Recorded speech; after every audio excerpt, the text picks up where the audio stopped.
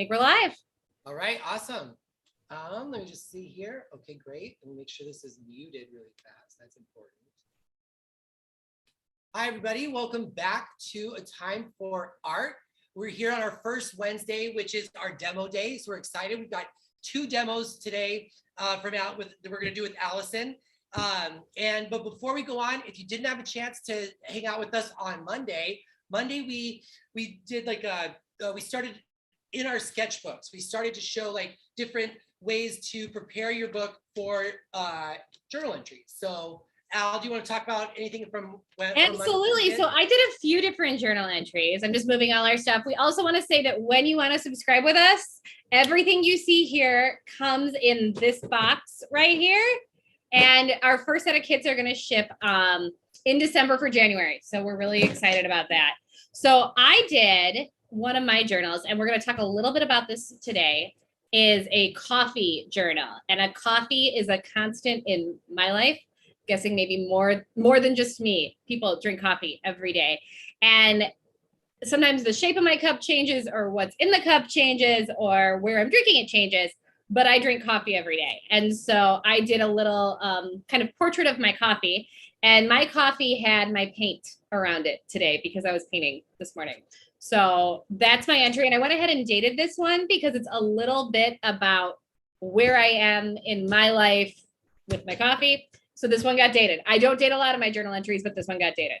Another one I did, and this one I took leaves and I actually printed them. I monotype printed them on some of the pages that we started on Monday. And so it's the same leaf, and I did it sort of facing each other on both sides.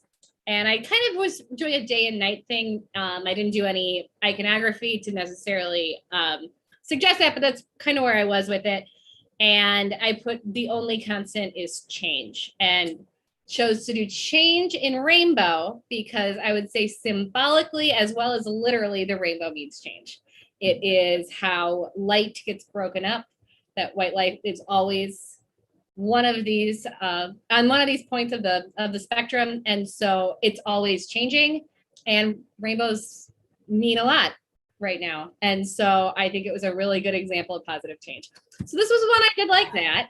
And then we're going to do a journal entry with our coffee outlines that are provided in all of your kits when you get them. And Hershey, what did you do? And we're going to do this painting. Yeah, so a couple things I want to say, like, learn as you go, like a couple of tips and tricks. I start off with when I do one of my journal pages with a lot of the darker, the cobalt blue that came in this month's kit.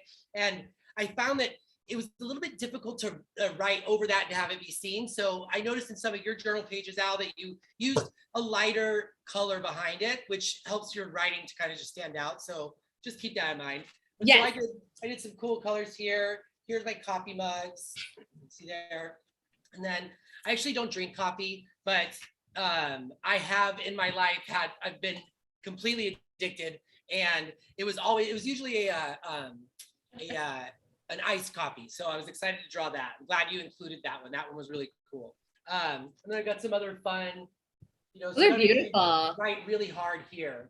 And then, yeah, so that's what I did. So Hershey, do you think you're going to go back into those and maybe do some journaling or some illustration on them? Or do you think you're going to leave them the way they are because they're beautiful on their own? The point was for me was to go back and write on them, and then I realized some of the colors were too dark. So I might go back in and actually do some art on top of them instead. So a really fun thing to do when it gets kind of dark is our covering white is really amazing. It's my favorite white in the whole world. We tried so many. This is the one we landed on, and it's kind of an off-brand, whatever. It is my favorite white. And what's really cool, and let me see if I can find it in my journal, is to just do some white over your dark, and it's kind of, you'll get some texture kind of through the translucency, and you can leave some on the sides. So a good example of that might be like this maybe. So this was a dark color I started with. And also, we haven't used it yet, but we will. In your kits is also white transfer paper. So if you want to just transfer with the white wax, which is what that is, these are just, see if you can kind of see it. This is the constellation with the transfer just of the white wax. I didn't go over it. So that's So kind of a you fun painted technique. first, and then you just use just the white wax paper on there, and that's what got Yeah, that. and that's it. I left it this way. You could certainly paint over it, but I left it that way. This is an example of where I painted white over the dark, and it's this kind of ghostly, translucent kind of veil. And so you could go into some of the pages you intended to write on and just hit it with some white maybe in that space, and you'll get some kind of cool, some fun I'm stuff. really glad that the covering white, that you get so much of it in the kit, because you're right. You're going to use that a ton. You use it a ton, and it's really, you need a really good full body white to do acrylic painting. There's a lot of different ways you can use your colors, and we have kind of a medium body for our pigmented paints. Or this is a good example of, I painted this whole page with these kind of dark colors, and I went around the perimeter with the whites.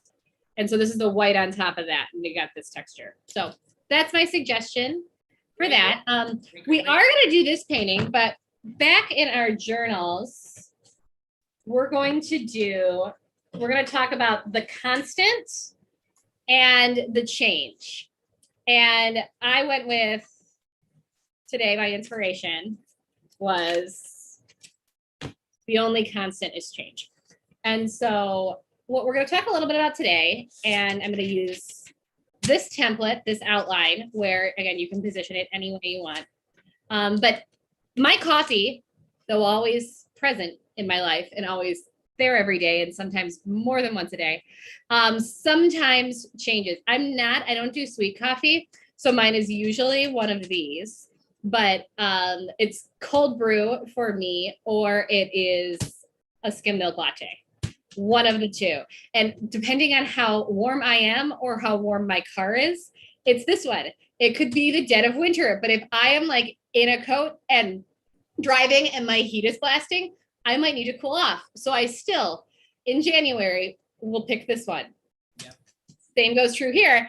If it's cold, if it's warm out, but my car is cold and I have the air conditioning on and I don't know, I'm cold, I will go hot coffee in the summer.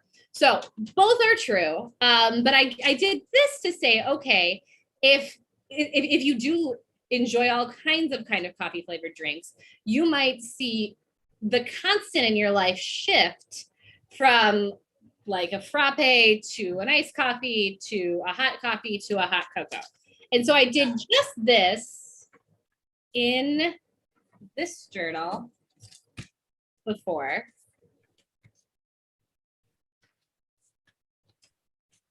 This page. Yeah. And we have a transfer for all of these. And I went as it goes from summer to winter with these symbols. And I very intentionally made the snowflakes as big as the leaves, so you can use your symbols like that, some big snowflakes. You might transition from a like milkshake version of coffee to a hot chocolate version of coffee. And it's kind of sweet bookends to your life in between. So that's that. We're going to do things a little bit different today. Well, today we got a couple demos, yeah? Yeah, we have so many demos today. So I've got this page prepped because I'm feeling kind of festive and I wanted to work on red. And I wanted to show a demonstration of a slightly different technique. So we did a demo before where we did the transfer right in the journal. I do it all the time. What we're going to do today we're going to cut out one of the copies. In this instance, you can transfer from your original image, but I'm just working right from the source here. And we're going to demo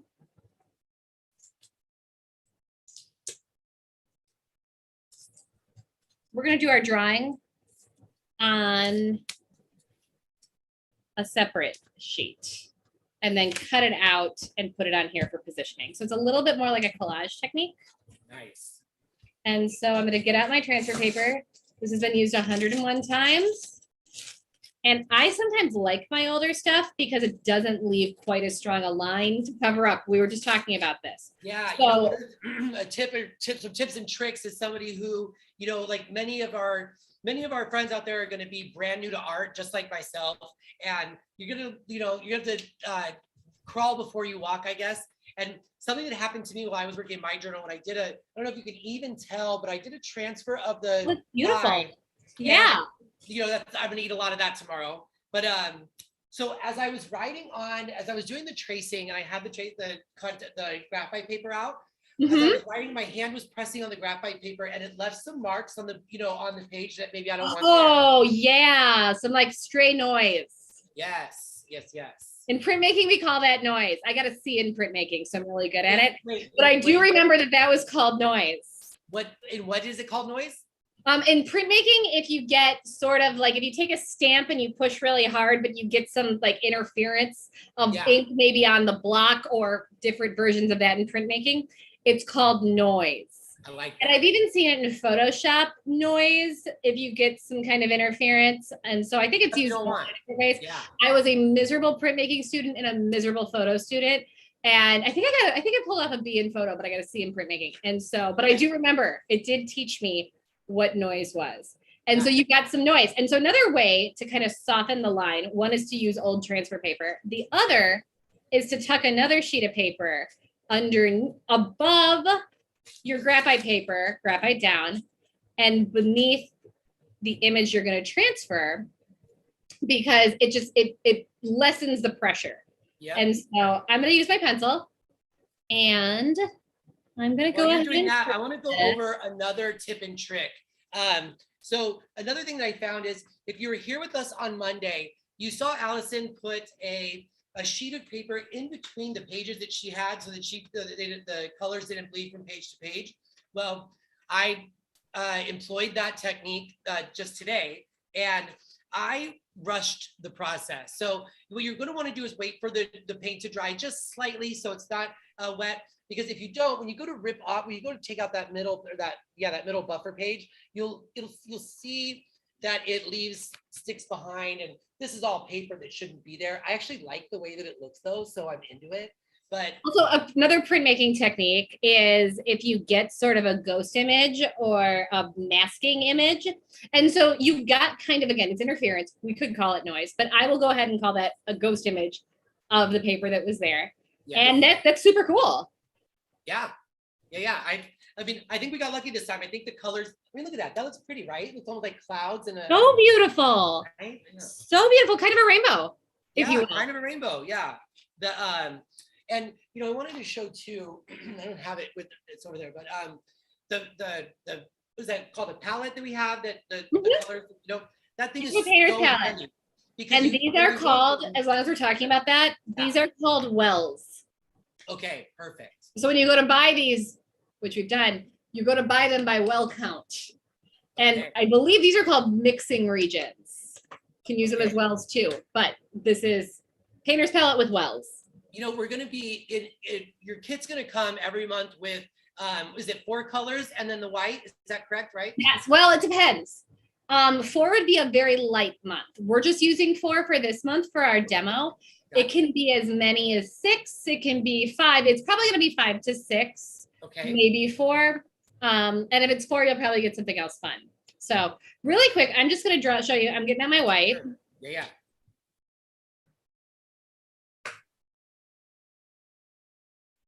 And so you do need more of that. I need more of that. I've got my brushes ready. And a way we're going to mix brown today, we are going to use violet and lemon yellow.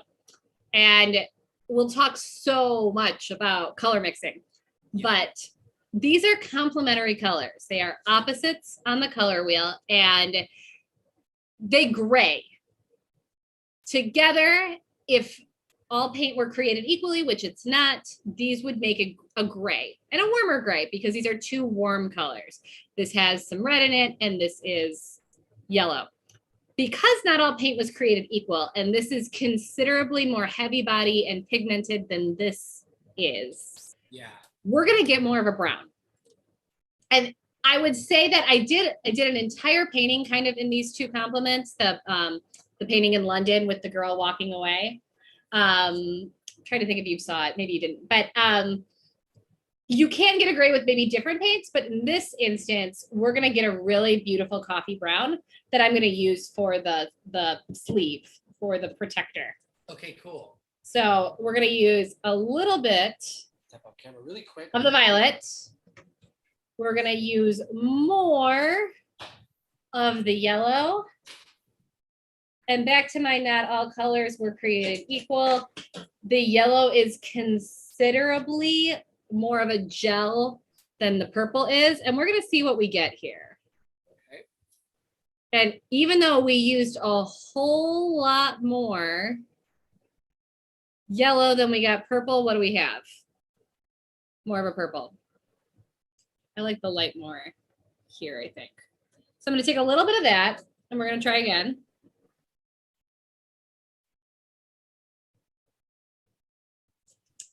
And we're gonna mix. And that's a nice brown. I'll try to do this with you. That's gonna be my coffee protector brown. But I'm still gonna use this maybe for some of my outlines or some of my shading. And I'm gonna drop a little bit of white in here. And what our heavy body opaque covering white is it's gonna make the whole thing a little bit more opaque. And it's certainly gonna lighten it, but what I like to use white for, even when I'm oil painting, is the colors that you work with are so saturated that putting a drop of white in sometimes just makes them look more like themselves and less sort of dense and rich and over pigmented, so to speak. So this is gonna be my coffee sleeve. Well, you need a lot of yellow if you put some purple. You need a lot of yellow. You need a lot of yellow.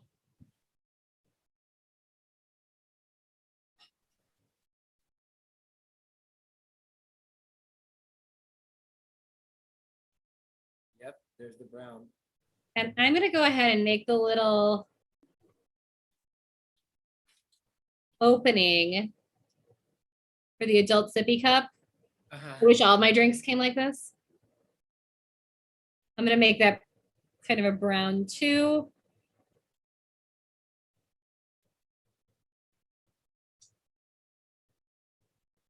I went ahead and washed out my brush, but it's okay if it has a little bit of brown left on it. And then I'm gonna kind of take whatever was kind of left on my brush there, maybe a little bit of this kind of slightly grayed purple, violet. And I'm gonna go right over my lines. You know, you're not using a lot of paint on the brush at all. I don't use a lot of paint. When I paint, as a general rule, when I oil paint, I like control in my life as well as my paintings. Yeah. I'm a very programmed painter, which is why even this art journaling process has been really freeing for me because I'm not overthinking everything I do. Right. I'm just kind of letting it go. And, you know, you're gonna like some pages more than others. And that's part of journaling and life and everything else.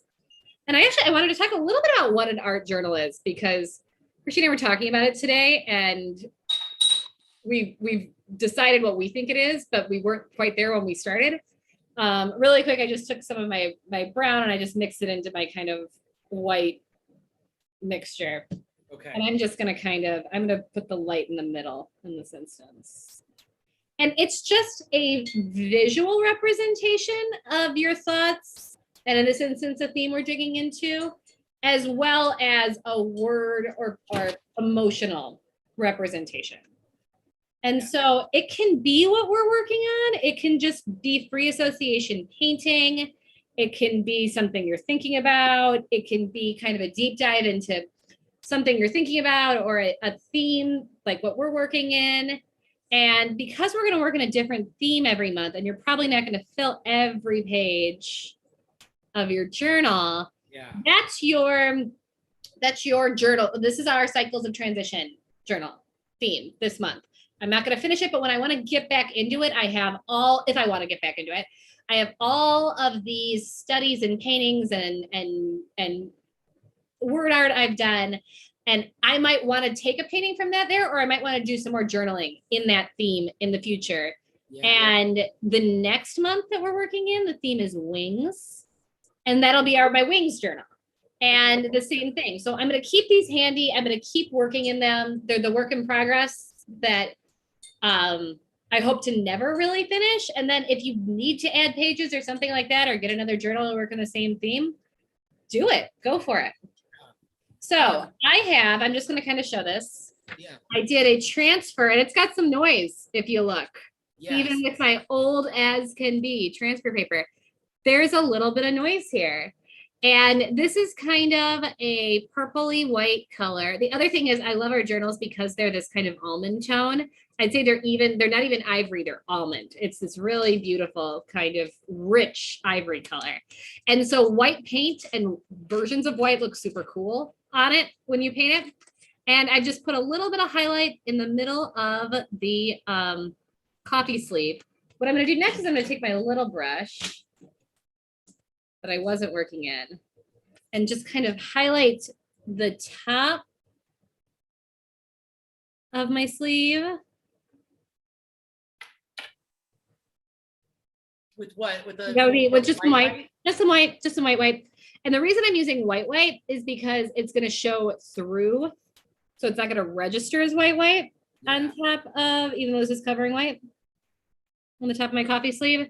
And then I'm just going to do the same thing for the top with white for the top of my lid, because the light's hitting it on top. It's going to catch the edge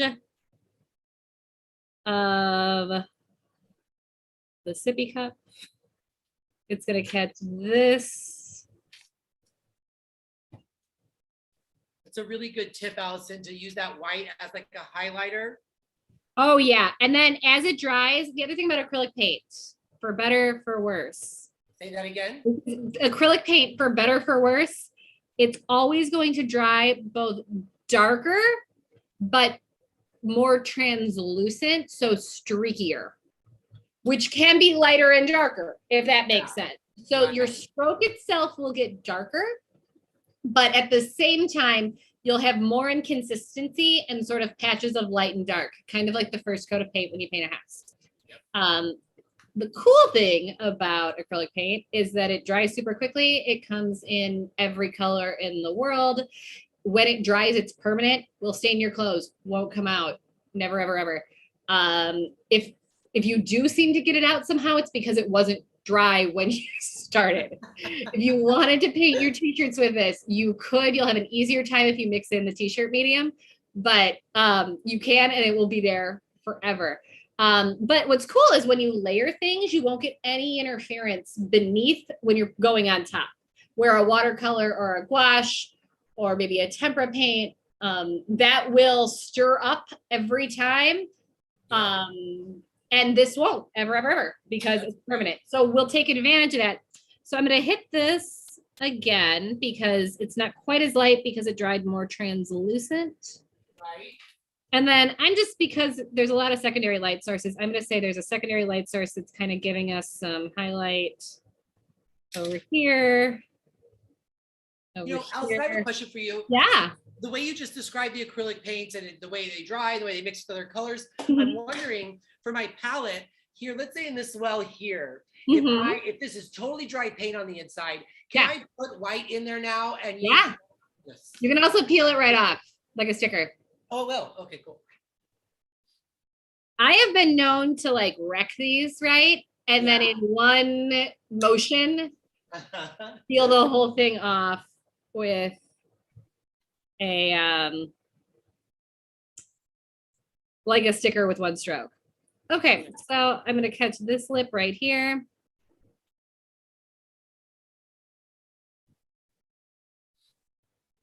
And I'm pretty pleased with this. This looks like my latte. I'm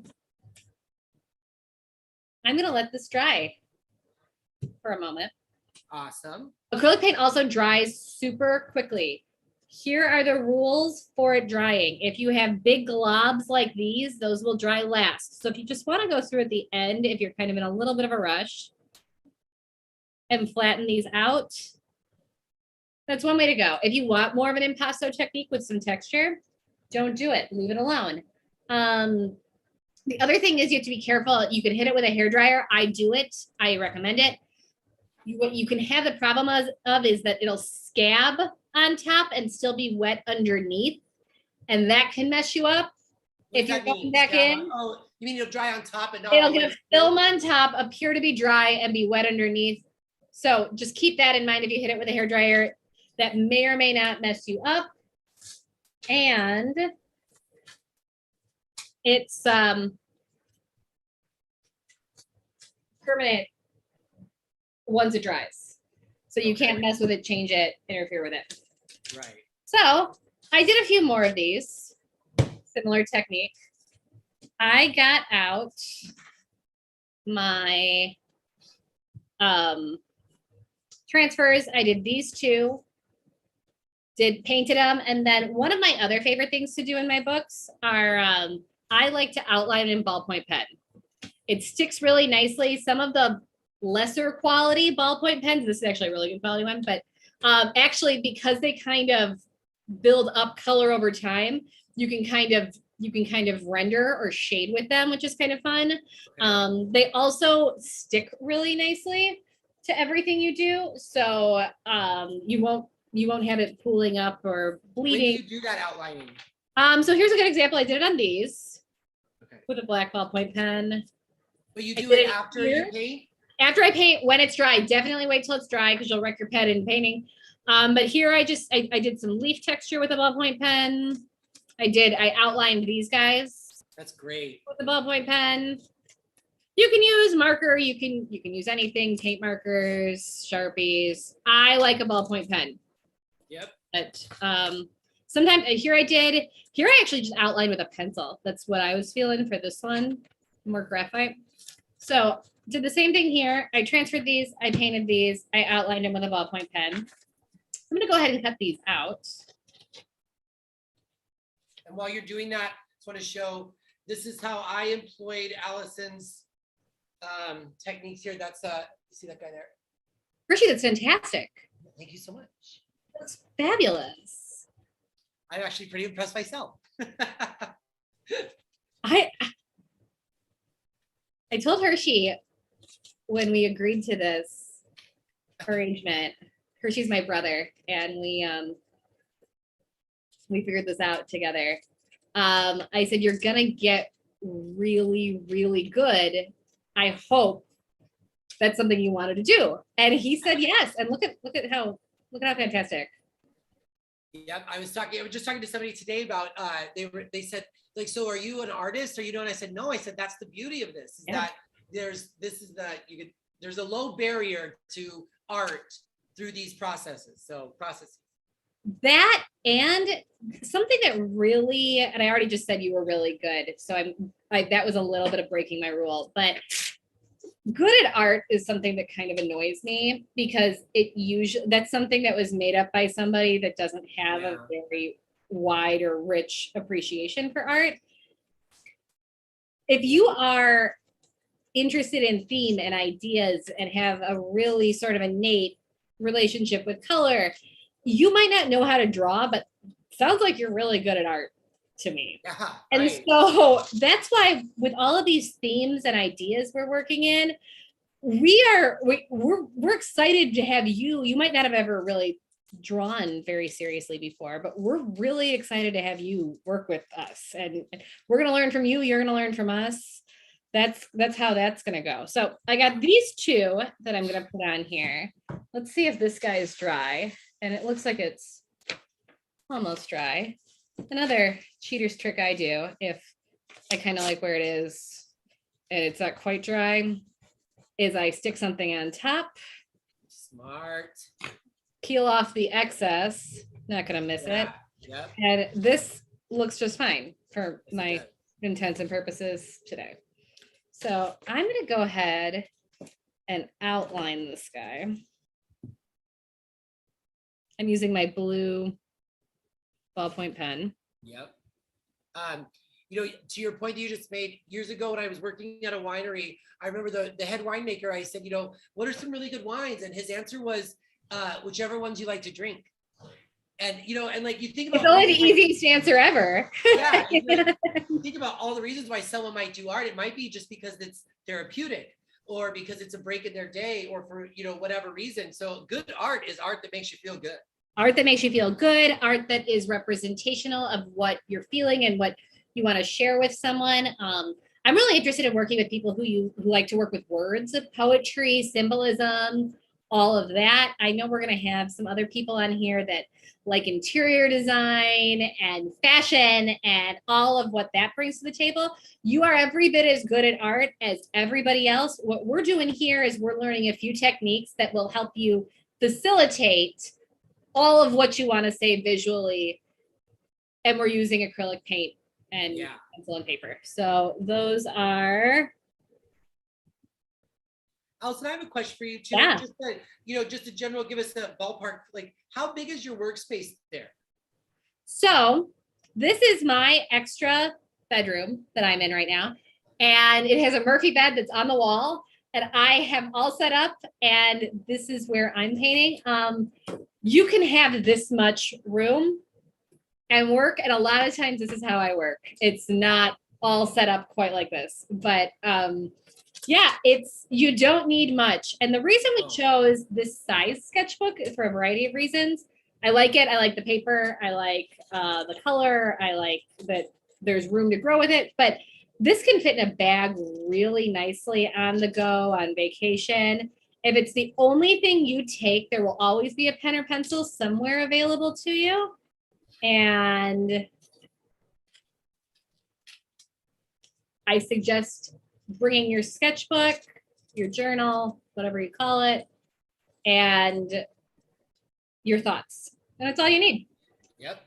I've also made a lot of art in the margins of notes I was supposed to take, on tests, things like that.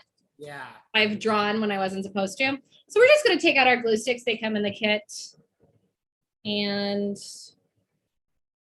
this is the type of glue stick that starts purple and dries clear. I don't know if that's going to be the kit glue stick, but I like glue sticks because unlike water-based paint that buckles like this, glue sticks are not water-based and they dry completely flat. And that's why I like to use them in these books, because we don't need any more liquid than what we're generously applying right now. And so I chose these three. Again, it could show, because again, your coffee could show kind of a progression in time like that other piece I did, or it could just be a time in your life like this piece where I just painted what I saw, which is my paint was out. And I do like prop my paint up against like places I'll put my mouth and drink from it. This is a very real thing. I didn't position that. That's how it was.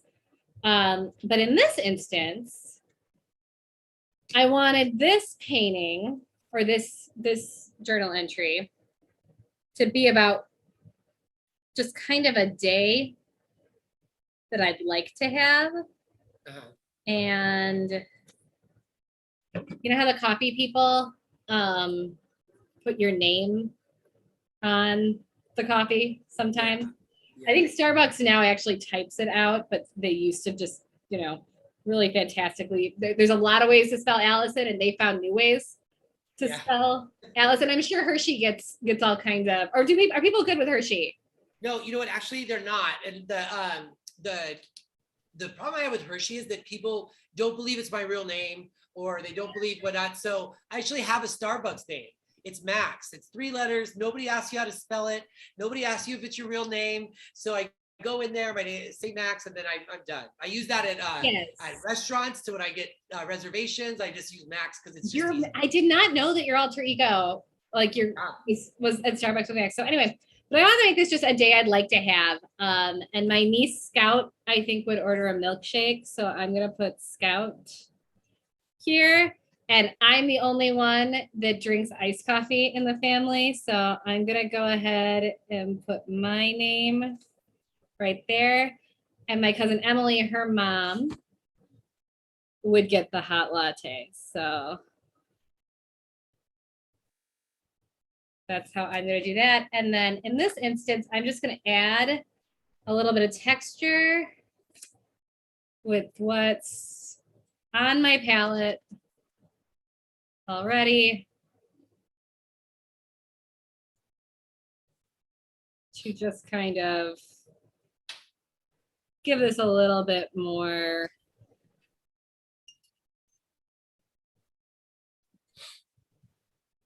interest. We actually have Emily of the hot latte. Do you really? Is she she's with actually us? watching us now, and she said that she loves the name choices that you have. I didn't know she was watching. That's really great. Well, I'd like to have this day where we order all this together.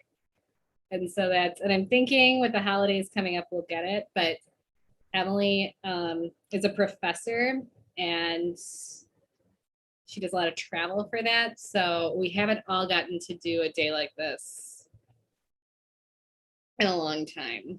So well, this it's overdue. is a day I would like. And that's another thing with journaling. It doesn't necessarily, because I mean, I used to, something that would keep me from doing journaling before was, well, nothing happened today. Why would I write about it? And it can even be about what you'd like to have. And that's what this is for me today. Like to have. This is something I'm looking forward to when we can all go get coffee together, because we haven't been able to do that in a really long time. So this doesn't get dated because it's for the future. So this could be anything. And Hershey, when you work on yours again, and I know you've done some really beautiful sketches, I'm interested to see what you do with. Yeah, you know, like I said, I'm very, very much a beginner. So I'm looking at something that I wanted to ask you too about. Can we bring that your coffee one right back real quick? Right back? Yeah. The ice cubes. Oh, you want to do an ice cube? You want to do an ice cube demo? Not because we got to move on to the other demo. But do you leave those white, or did you paint them, or did you? So I've done them twice now. Okay. And I wanted to show kind of some of the highlighting and the overlapping. And they're a little different on both of these. I didn't spend as much time on this one as I did on this one, but it's a reflective surface. It's kind of glassy, and it's got some of the highlighting that the the clear container has. So it's I can do some ice cubes. You want to see some ice cubes? Yeah, maybe a couple, just because I want to. That's my next coffee cup that I'm gonna do, and I'd really like to be able to do a cool ice cube, you know?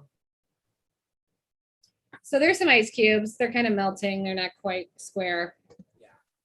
And I've still got some coffee paint that I mixed up. Okay. So that's how I did them the first time. And then the coffee might be a little denser at the bottom because some of it's settled, or it's getting less light, so yeah, it can look kind of like that. And then with our opaque white, I'm just kind of coming in and playing with some light.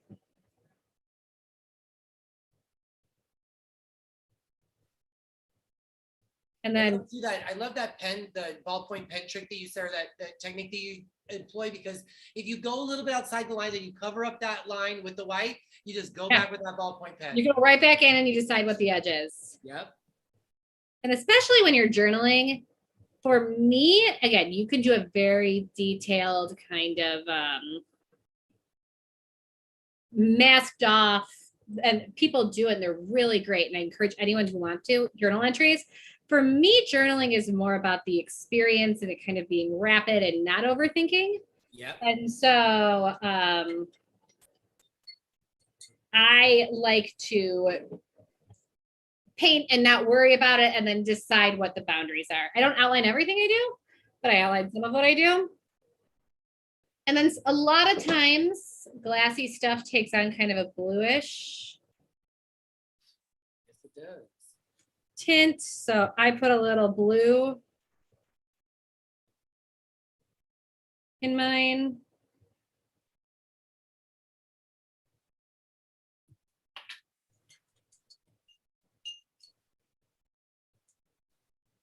Then I think I'll go back in and kind of darken up some of my coffee.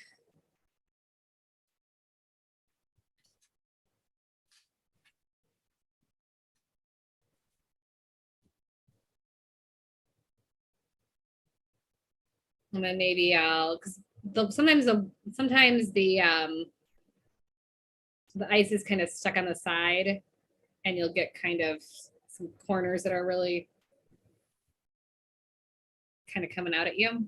We have another participant here, someone who's been watching us, watching you work, and it's Julie Crary. Does that name ring a bell? I know her. We've met. Yeah. Yeah. She's really excited for this day because she's actually started drinking coffee every single day now. Ooh, is there room almost every day. Is there room for a fourth coffee? I think there is. I'll have to move some things around. Definitely room for a fourth. Good coffee. All right. So okay, so this is what I'm gonna do here. And I kind of wanted some of the kind of cold brew to sort of infiltrate.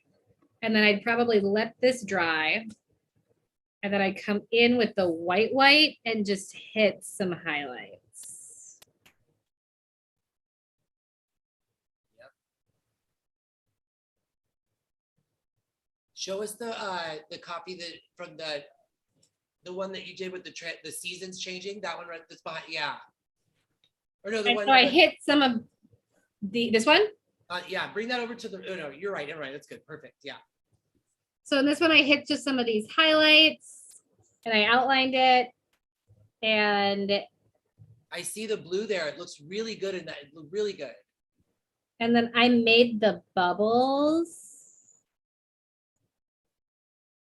the kind of white because they were sort of catching the light inside. And the trick with bubbles is that they kind of pool on top, so they're going to be closest together. Oh yeah. On top. You know what? We'll let this dry. Yeah. And we'll come back to it. Yeah. Are we done with this demo? Do you have more you want to show? Or are we going to move on to demo number 2? We're done with this demo, but we can let this dry. And after we do this one, we'll go ahead and finish this. Great. Okay, cool. So demo number 2, you guys will have this in your kits as well. You will get in your kits 3 canvas panels that are 8 by 10. When we practiced this, they were considerably smaller. All that did was make everything too small and too difficult to paint. So 8 by 10. It doesn't take up a whole lot more paint, and it definitely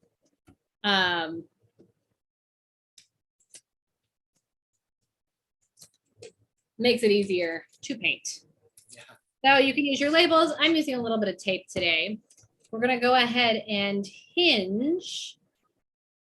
Actually, that's not what we're going to do. Usually we do this. Usually what we're going to do is we anchor our outline to the front of the canvas with 2 pieces of tape, hinge it, tuck our transfer paper underneath, and go ahead and transfer. With this one, because we're going transition, we're going to mix our colors and transition, let it dry, and then transfer on top. So Great. Guy out. Are we going to do that first? Are we going to do the background first? Right now, we're going to do, and a lot of artists do this, but not all of them, always like to work my background first because you build up from there. Now, you can always change it, and some people don't like to work that way, but that's 9 times out of 10, that's how I'm going to suggest it. There are exceptions as usual, but we're going to get our rose madder, which is this kind of sort of pinky. It's a little bit of a cooler red. And a touch of our yellow. And we're going to start with these two. Mix this guy up. So we've just kind of warmed up our kind of pinkier red like this. And then I'm going to take a nice dollop of that and add more yellow. So now we have an orange.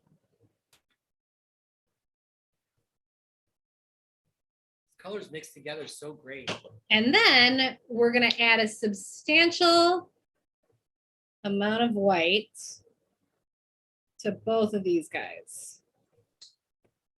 I'm going to go ahead and mix this guy first.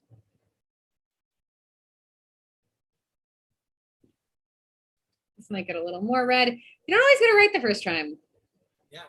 You'd like to, but you don't. Great thing about these wells. There's so many wells on a palette. Yeah, but we're going to go ahead and add more to that. And then this guy, a little bit more saturated.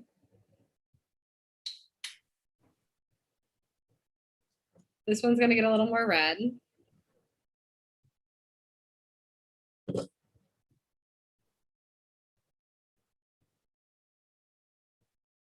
Let's say you do put too much white, like, so Yeah, that's all right. what do you like? You add But just what I more- would suggest, Yeah. instead of having to make the whole thing, we need a lot of paint to paint the whole background. I'd take a drop of this, put it in a different well, and add more red to that so you're not wasting your paint. Okay. And I do it all the time. And I'm actually going to add a little bit more yellow to this one. Yeah, mine got a little candy cane pink a little bit. Yours too? Yeah, and that's okay though. Yeah. Both will work. Okay. I like these colors. All right.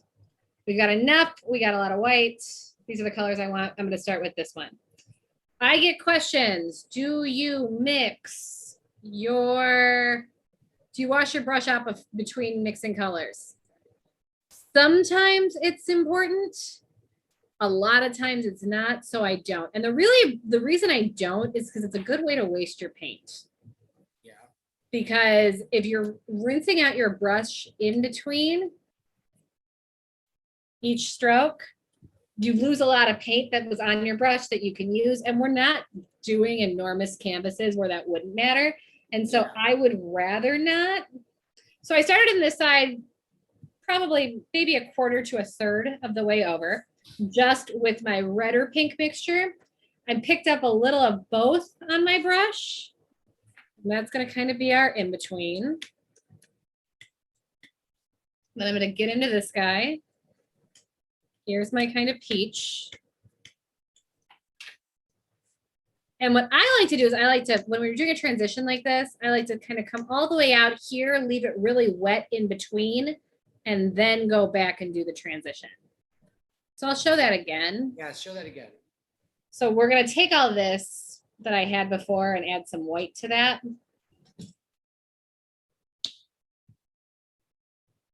And then I'll show you how I do that. So this is even lighter. And I'm also going to add a little bit of yellow to this because we're kind of going not just lighter, but a little bit yellower with every step. Yeah, lots of yellow in this one.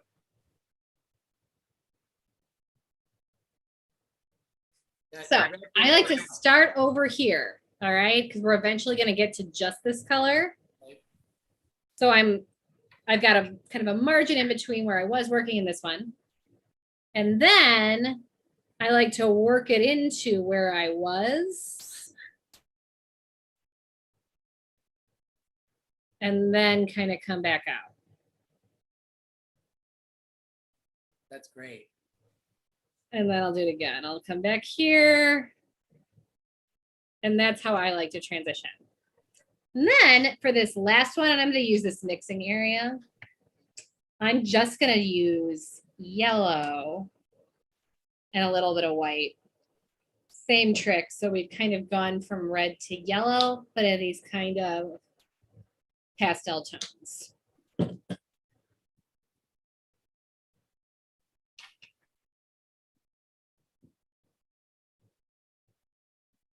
Same trick. I'm going to come out here because this is where I'm going to end. It's going to end up this color. Then I'm going to work it back into this one and kind of come back out. And this might not work for you. Not everyone blends this way. It feels like that mountain, like a little bit of white over it could blend it as well, yeah? Absolutely. Or, you know, and the trick I'd say here, especially when you're doing a very subtle transition like this is, you want to make sure you have enough paint, because what we just said was your paint dries darker and sort of streakier. And so when this dries, it can be very hard to match the paint if you want to fill in that sort of crevice that you missed. You can, I've done it, it's not the end of the world, but I suggest making sure you have enough paint and very liberally apply it and get it into the crevices of your canvas panel, because it is difficult to hit exactly that point to go back in for a second turn. So this is how this is. We will let this dry. In the meantime, I have one dry. And if you look, these are different, and I just want to talk about this. I did more transition here with this one. I did more transition here with this one. Both work. Yeah. Set out to do the same thing. They came out different, which is good. Fear not. So we're making art. No two should be the same. Go from there. So this one's good and dry. I have this all prepped. 2 pieces of tape, or we use labels. There's a lot of things we do. We don't ever want anyone to not have tape and not make art, so we provide labels. But if you'd like to use your tape, go right ahead. Then I have my transfer paper that's been used 110 times. It's got white paint on it.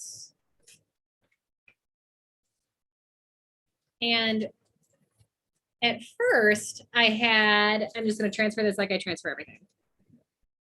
But my first inclination when I made this outline to do this painting was that I was going to do these kind of detailed geese. Yeah. And when I went to do it, I decided not to, because I really just liked the shape. And kind of symbolically speaking, since this is about transition, I didn't really want it to be too literal, because the reason we're doing this one for cycles of transition is that geese migrate twice a year, and it is their constant. Their change, which is, if we think we had to move twice a year, is the norm. Think how angry we'd be. Think how mad we'd be at the other geese. Right. We had to move twice a year. If we had to move twice a year, and you had to do it with your family in the shape of a V, and only one person got to be in front. Yeah. And so, and it's dramatic. It is exhausting, and it is done with such grace. And so the background symbolizes a change, and the foreground in this instance kind of is that constant that's changing, because I'm sure the geese age, and it's not always exactly the same group, and maybe not always the same goose is in front. They actually take turns being in front. Really? Yeah, the V, the way they fly in the V, it's efficient for them. It's okay. So they all kind of like, it's like, I think it's called drafting, where they kind of like go off of each other's, the air coming off of the next person's wing, and then somehow they just know when to switch, and then the one in the front moves to the back, and then somehow they move, or the one in the back moves to the front, and then they slowly, yeah. So that's a change, but again, it's the constant. This is how they do it. They always do it. And they do it very peacefully, which I think is super interesting. So I decided in this instance to leave my geese alone and not. So you're just outlining the outside. Yeah, I'm just outlining the outside. That said, we're gonna pick up the other one and I'm gonna show examples if you'd like to do some detail, what that might look like. I haven't done it yet though, so we'll see together how that ends up shaking out. So I'm almost. I also want to recommend too that when you're using the graphite paper, definitely use the Time for Art pencils, which will come in your kit. So when you turn them, they say time for art. Yes. I recommend those. They're interactive like that. I tried a mechanical pencil that was not good. And I also did a pen, which I just it's good, better with the pencil, with the classic. Better with a pencil, a pen, and I transfer with pens sometimes. I prefer this specific pencil just because it's kind of an even weight. Yeah. We took a little bit of time. I always like a white eraser. So these have white erasers, and sharpeners come in your kits too. So you can hang on to this pencil for a long time because the sharpeners we have will just sharpen the tip and not waste half your pencil like an electric one would. And with artist pencils, that you always want to hang on to everything you've got. So here we go. Perfect. Geese. Now for our painting on the inside. We'll get this guy out. I went ahead and added this later, the sun. And actually what I wanted to throw around this time to see if I liked it was to do a smaller sun. So this, I traced the inside of my tape. We're gonna try a smaller sun and I wanted to put it more in the corner. So I'm gonna see if I like this more or not.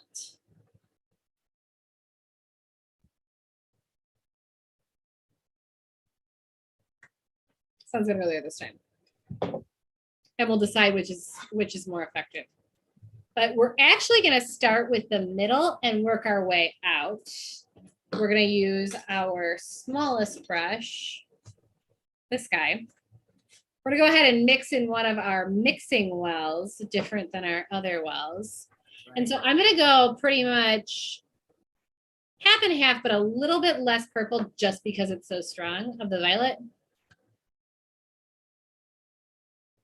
And a good solid dollop of white. So go ahead and mix these guys.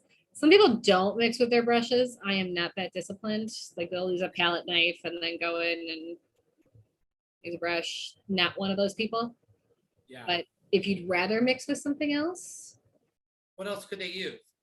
So palette knives are like a spatula. Oh, right. Very similar. Sometimes they are the same. I have decorated Kates with artist brushes or with artist palette knives, and I vice versa mixed paint with like decorating ones. Yeah. I'm gonna go ahead and use a little bit more blue. That's the color I'm going for. When I was little, I called this blurple. It was my favorite color. Blue purple blurple. Love it. So we got a good quality blurple here for the middle. And I'm going to kind of decide what my middle geese are, and I'm going to pick these three. And I'm going to make sure I have just enough paint on here. And I'm going to start in the middle. Are these the three I want to pick? Yes, this is one of the three I want to pick. And kind of go out to the edge.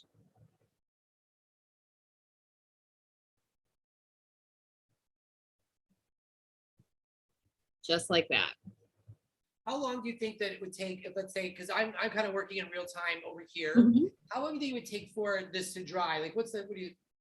So it depends on how much paint you use. You are in Arizona, and I bet that will be less time because the air is just so dry.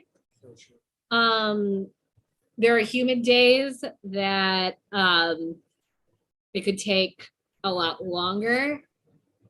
And then I'd say it depends on how much paint you're using. So the heavier body stuff, like anything with a lot of the white in it, is going to take longer. Like even this, do you see how it's like sitting up kind of high on it's going to take longer to dry than something very matte and light that we just painted very flat with a substantial amount of water. So there's goose number 1. Goose number 2. It's coming in over here.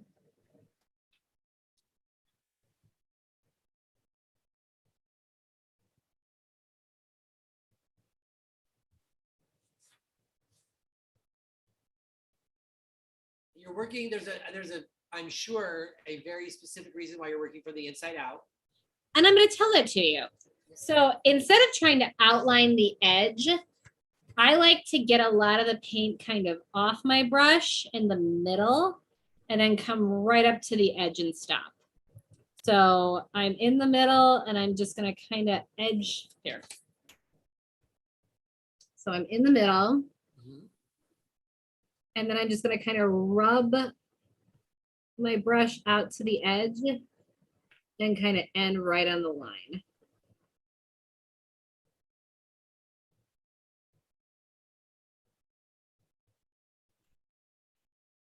And then the trick I always talk about, which is you want to always pull a line, not push it. Because this gets wider and less control. This is the guided edge that you're looking for. And we talked a little bit about that, and we will talk about it probably every day we paint. Excellent. So I'm getting the. Are you painting on the actual canvas right now? Right, you are? Yes. Yeah. And so I'm right in the middle, coming out to the edge. And then we're probably not going to do all of these, but I am going to show you why I started in the middle of the flock of geese and how we're going to mix colors from there. Is painting on canvas different from like when they paint in their journal, like the texture of the paper or anything like that? Yes. So the paper in your journal is not designed to take paint. There are artist journals that are watercolor or different kinds. Ours is heavy enough to accept paint. It's likely not going to bleed through. It's likely going to hold up to all of the acrylic paint that we put in there, but it's not necessarily designed to. And I kind of like that because I kind of like that anything can happen in kind of a creative, messy way. And that's how I use my journal. Canvas is designed to accept many layers of paint, and that's what the depth and kind of waffle texture is for, so that you can fill it up and build on it. And so, yeah, it's a little bit different. Debatable if you think it's easier or harder, but it is in the long run going to accept more paint than, say, the paper on that we're working with. So, okay, so we very intentionally started in the middle, just like we did over here where this got both lighter and yellower. In this instance, this direction is going to get lighter and bluer. This direction is going to get darker and more purple when we mix. So I'm going to take some of this and put it in the 2 wells next to it. This is going to get a little bit of blue. This is going to get a little bit of purple. This I'm going to mix together. The solid blurple. It's even bluer. And I'm going to add some white. I'm not going to mix it yet because I'm going to mix. I went ahead and washed my brush because this is kind of important. These two, we're going to mix up just like this. And it's going to be darker and more violet. And because acrylic paint dries very quickly, and I don't want any of this drying out, I'm going to go ahead and mix these. I don't want anything on the edge kind of to mess it up, right? Yeah. Not happening and drying out. So this is a little white for what I was going for. So I'm going to add a little more of this.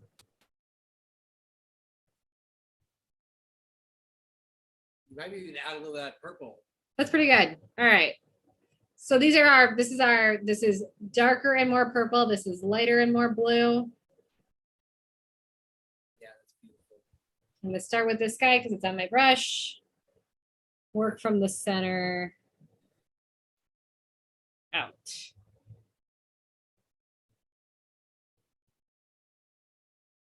So center out when you're painting the actual geese because you want the clumpy paint to be in the middle, then you push it to the edge. I want the paint to be in the middle when I push it to the edge, and I have less paint on my brush when I get to these small areas, which makes the detail a little bit easier. Right. And you So also again, work plenty from of paint in the out. middle, drawing it out to the edge, and I'm just kind of hitting the edge and stopping. So I'm just kind of coming right to the edge and stopping. I never would have guessed the birds were different colors. That's so great. They get lighter as the sun gets lighter. They get lighter as the sun gets lighter. And again, this is because it's about sort of the idea of transition. We're transitioning into something lighter, and it's not a sunset, it's a metaphoric transition, which is why we've kind of set it up this way. Same thing here. Starting in the middle, working my way to the edge.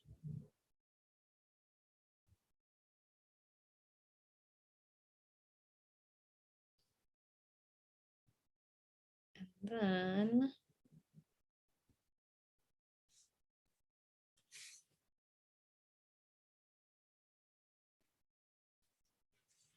I'll show what some of the dark ones look like.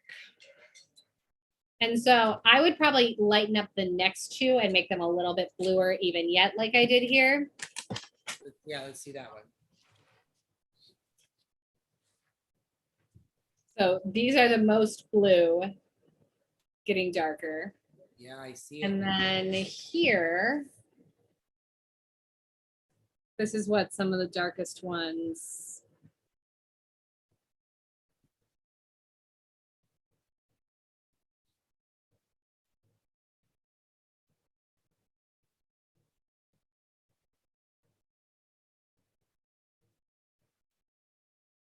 Would look like.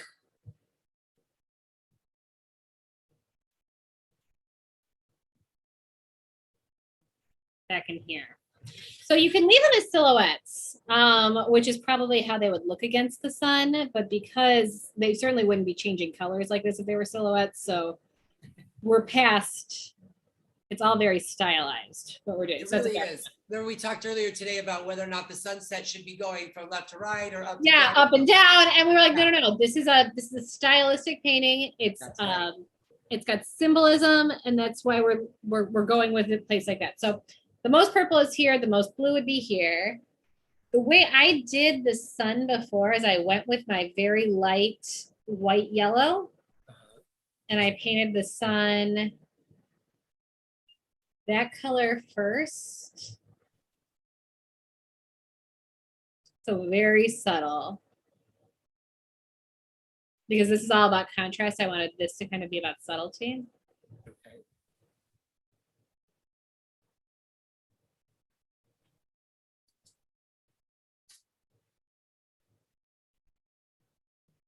And then I went in with some white.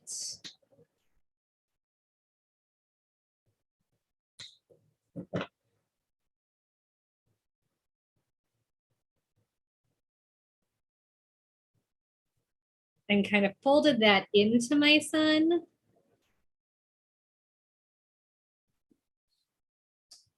And I kind of wanted it to be a little bit more raised because I don't use a lot of paint very often, but I wanted this to kind of have a little bit of a textural presence.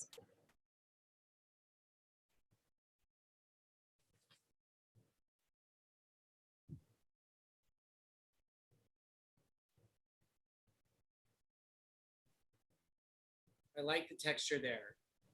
Because it's and this is just gonna kind of be this creamy present, this kind of creamy disc.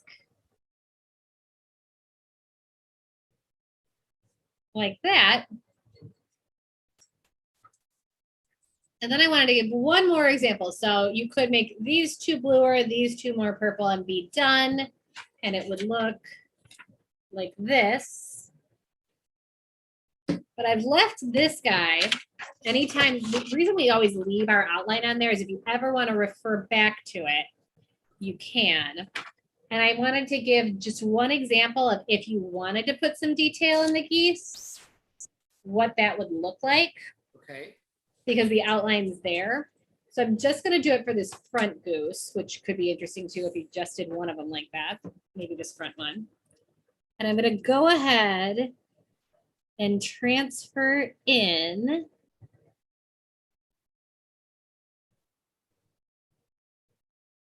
the interior line. You're transferring directly onto the already painted goose. Onto the already painted goose. That's a cool tip that you don't have to do all your transferring at once. You can start. Definitely not. No. Yeah, that's cool. And oh, look, it's a little off. We can get out our eraser. Because this is graphite paper. Look at that. That's awesome. Comes right off.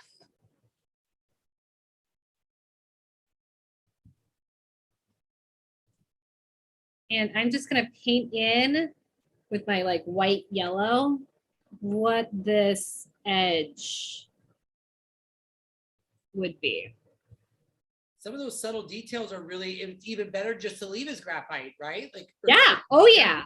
Oh, there are no rules in art. And anyone who tells you there are is subscribing to something ridiculous. You want to leave that graphite by all means. You want to outline it in ballpoint pen or in paint marker or anything you might have. We certainly encourage that too. But if you wanted to,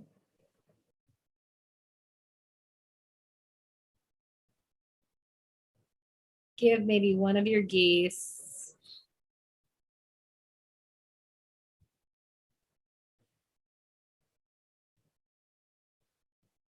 a little bit of dimension.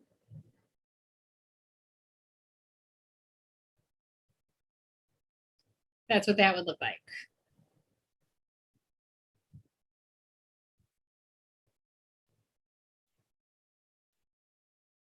And I'd probably do 2 coats just because we're covering up blue with white. Yeah. And let them dry in between.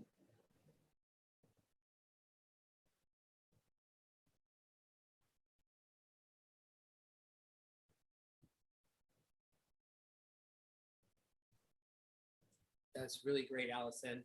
Can you, when you're finished, will you hold that up and let's flip the graphite paper or the transfer back over to see like, you know, what it started out with, what you got in the kit, and then what is the finished product? Absolutely. So you got this outline and a white canvas panel. I'm sure we have one of those around here somewhere. And Sure. looks like this on the other side. And you got all your paint. The finished product. You mixed all these colors. And this is what we ended up with. What did we decide? Which sun do we like more? Do we like the big sun? So or I the did the little sun while you were doing that stuff. And so I think maybe the big sun would be better. I like the big sun personally. Oh, okay. Yeah. I did a little. This is, look, I like the script that you added. That's really, really beautiful. Thank you. It's my own. It's really cool. So that's what Hershey did with it. He might go back in and add some geese. Add some geese. He might not. Yeah, why not? Maybe like pass on the geese. So we're gonna let this dry. I might second coat that guy. In the meantime, we can go back to our ice cubes. Okay. Yeah.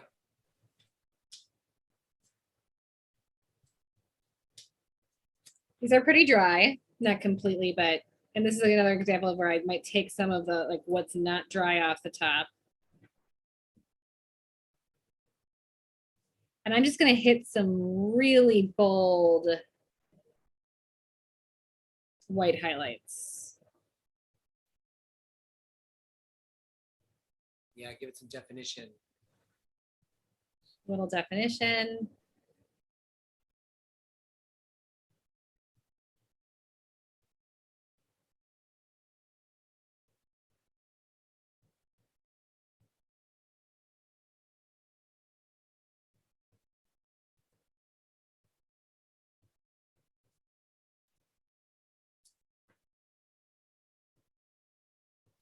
just like that. I'm gonna make my my bubbles more round.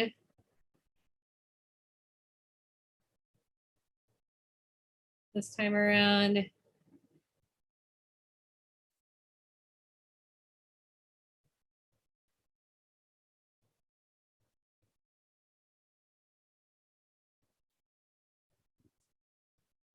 Looks delicious. And then I've got a little bit of that kind of more purple left that I made my brown with. So I'm going to add a little bit more yellow to that. I want this to be a little bit darker than what we had.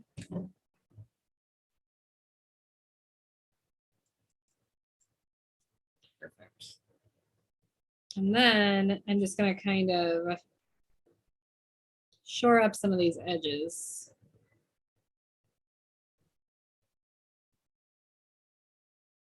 You know, one of these days we'll have to do a tutorial on the highlighting. The way you added the white highlight to the coffee mug, yeah, ice cube stuff. It's really neat. It adds such depth and to what you've drawn. It's really great.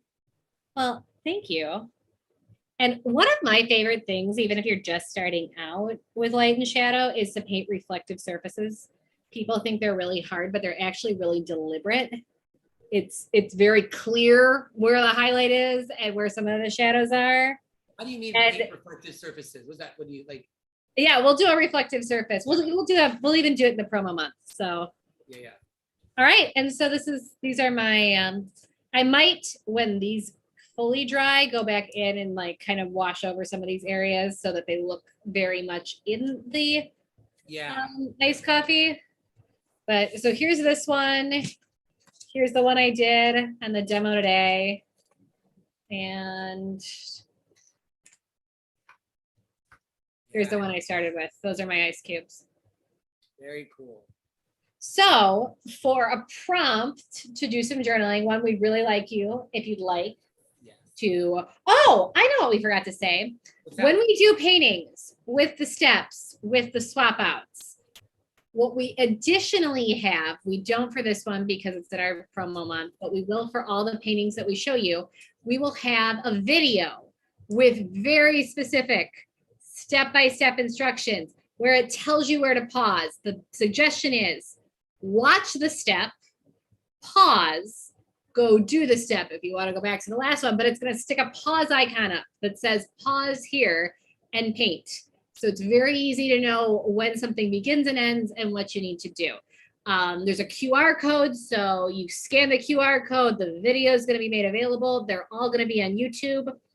And so we're going to not paint the whole thing in one sitting because everybody works at a different pace. Everybody should work at a different pace. It's a lot of painting to watch me do all at once.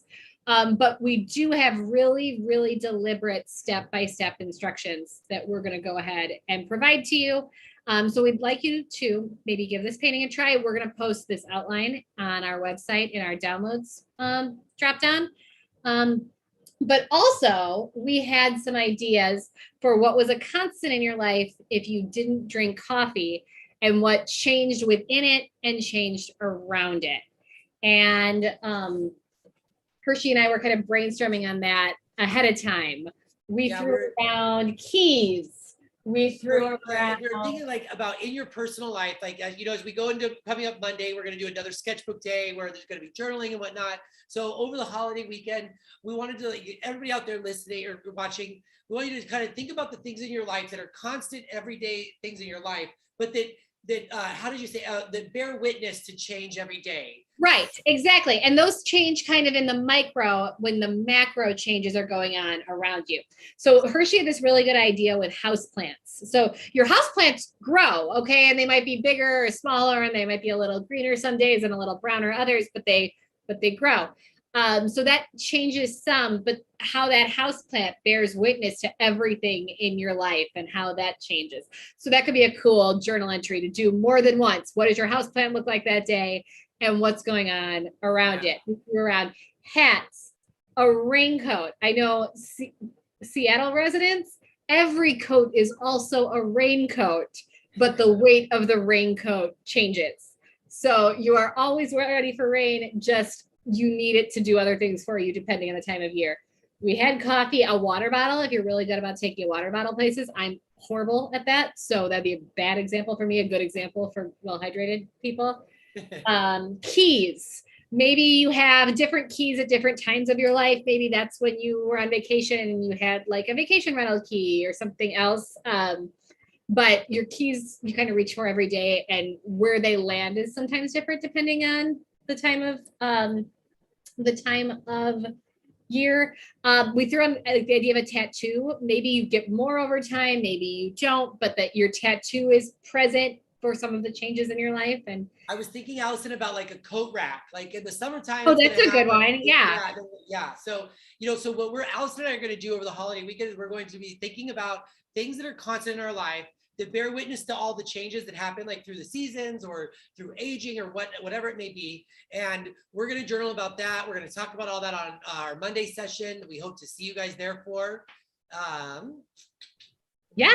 And we'll see you Monday. And again, kits are for sale right now. You get a box like this. And everything that we worked with today comes in the box. It's 3 canvas panels. It's a sketchbook. It's all the paint you need, a painter's palette, a pencil sharpener, transfer paper, all of these fun things that we used. Yeah, to do our transfers. All of it's in there. It's the exact same stuff we're going to be working with. So yeah, Allison today didn't use anything that doesn't come in the box. So it's all there. Yeah, it's all there. We like it. We keep it easy. Yeah. Soup to nuts. It's all here. All right. Well, then, Allison, I guess we'll see you on Monday. See you on Monday. Thanks so much for joining us. Bye, everybody. Have a very happy Thanksgiving. Yeah. Bye, guys. Bye.